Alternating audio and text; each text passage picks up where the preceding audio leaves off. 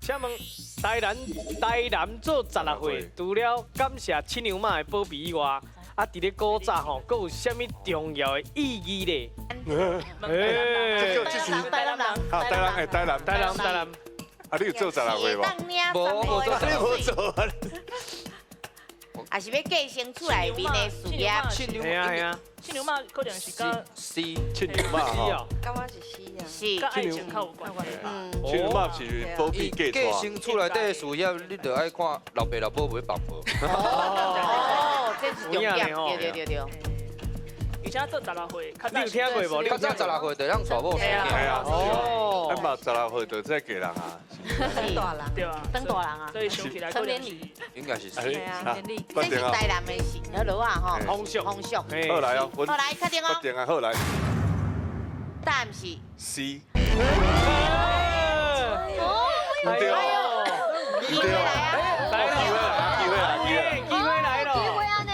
嘿，来，是 A 还是 B？好，我们讨论完，咱讨论了是答案是 B。所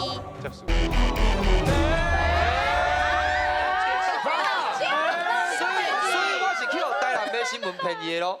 我拄好嘛是台南人啦哈，这是台南吼真特殊的一个啥物成年礼，叫做做16岁。